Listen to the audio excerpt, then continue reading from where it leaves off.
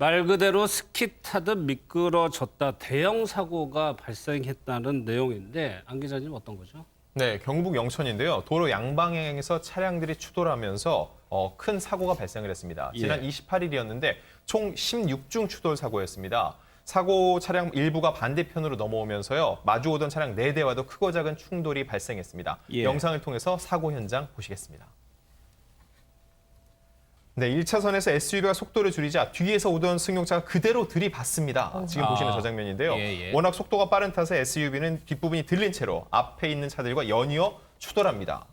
그리고 또 다른 차량도 브레이크를 힘껏 밟아보지만 사고를 피하진 못합니다. 이 순식간에 벌어진 사고로 도로는 부서진 차들로 아수라장이 되고 말았습니다. 6시 53분쯤이니까 이미 좀 해가 없는 상황이다 보니까 앞차가 저렇게 좀 갑자기 멈추게 되면은 이제 추돌 사고가 날 수밖에 없어요. 지금 총 몇 대가 추돌을 한 건가요? 네, 총 16중 추돌 사고였는데요. 사고의 시작은 2차로에서 화물차가 미끄러져 넘어지면서 발생을 했습니다. 이후 승합차 한 대가 넘어지자 뒤따라오던 차들이 멈추지 못하고 잇따라 부딪혔는데 이때 이 반대편 차로에서도 차 4대가 미끄러지면서 연쇄 추돌이 일어난 겁니다. 그래서 총 20대의 차량이 사고가 났습니다. 14대, 그러니까 반대쪽에서도 동시에 사고가 나가지고요. 지금 이중으로 좀 효과가 큰 것 같은데 이게 부상자가 있을 수밖에 없다는 생각이 들거든요. 저 정도 사고가 되면은.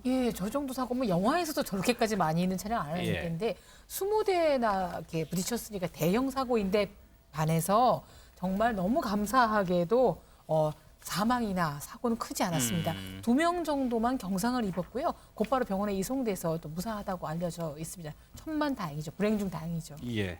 당시 순식간에 사고가 벌어졌는데 도로는 보시다시피 아수라장이 되어 있었고요. 사고 목격자분이 계십니다.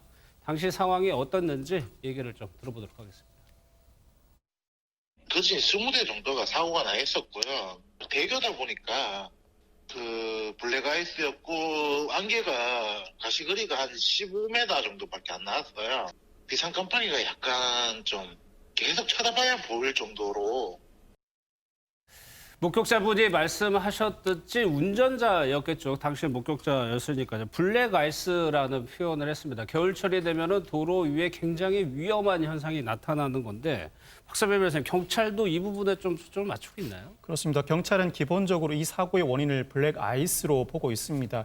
도로 위에 블랙아이스가 형성되면 전광판 등으로 사전 고지가 어렵고 운전자에 따라서는 헤드라이트의 도로가 반짝반짝거리면 블랙아이스가 형성돼 있구나 미리 인지하기도 하지만 이 사건의 경우에는 새벽 시간대 가시거리 90m 이하를 형성할 정도의 짙은 안개가 끼어 있어서 운전자들이 전혀 인지를 하지 못한 상황이었다고 합니다. 통상 블랙아이스로 인한 사고, 연쇄 추돌 사고로 이어지기 마련인데 다행히 이 사고의 경우에는 사상자가 적었습니다. 안개 때문에 시야가 더 짧았던 것이 문제였던 것 같은데 사고 전날 오후에 비가 왔고 새벽에 기온이 영하로 떨어졌다고 하니까 도로 위에는 얇게 이제 얼음막이 깔려 있는 겁니다. 경찰 관계자 이야기를 좀 들어보도록 하겠습니다. 아침에 안개가 굉장히 많았거든요. 어제 비가 와서 약간 얼어 있었는 것 같아요.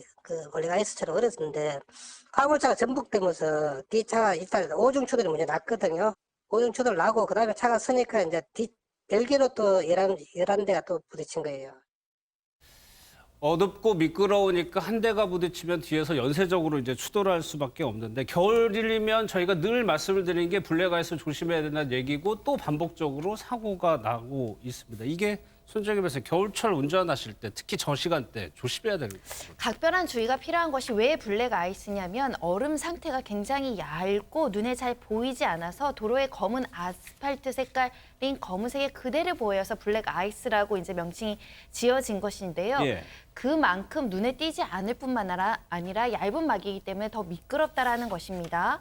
낮 동안 내린 눈비가 도로 틈새에 스며들었다가 도로 위에 얇게 이제 투명색처럼 아이스가 생기는 것인데 이 사고의 원인이 될 수 있기 때문에 이런 날씨에는 각별히 가속하시지 않고 더 주의하셔야 됩니다. 그러니까 날씨 상황도 한번 잘 살펴보셔야 되고요. 그 시간에 반드시 운전을 해야 하는 상황이라면 그래도 하정은 편에 좀 주의할 점이 있을 수 있을 것 같은데. 근데 이게 사전에 예방하기가 굉장히 어려워서 그러니까 지난 5년 동안 이러한 유사한 사건이 얇은 얼음에 의한 그 사건이 5,200건 정도가 된다는 거예요. 많아요. 굉장히 많이 벌어지는데 얼음이 불시에 생기는 것이기 때문에 이것을 예방하기가 어렵고 예. 운전자가 직접 조심하는 수밖에 없다. 일단은 취약 시간대, 취약 장소 이거를 숙지를 하셔야 되는데 취약 시간대는 새벽, 그리고 취약 장소는 다리 위 아니면 터널 진출입로, 요게 취약 장소인데 방금 보신 16중 추돌 사건이 일어났던 곳은 여기서 두 개가 겹쳤던 곳이거든요. 예. 새벽 시간대하고 다리 위 두 개가 겹쳤는데 이렇게 취약 시간대나 위험한 장소는 운전자 여러분들이 스스로 좀 인지를 하셔서 그래야겠네요. 조심을 하셔야 되고 타이어 같은 것들도 평소에 점검을 할 필요가 있습니다. 예. 말씀하신 대로 이제 새벽 즈음이나 어느 위험한 구간을 운전을 하게 되면 운전자 스스로가 좀 조심을 하고 주의를 기울여서요. 좀 운전을 하는 수밖에 없을 것 같습니다.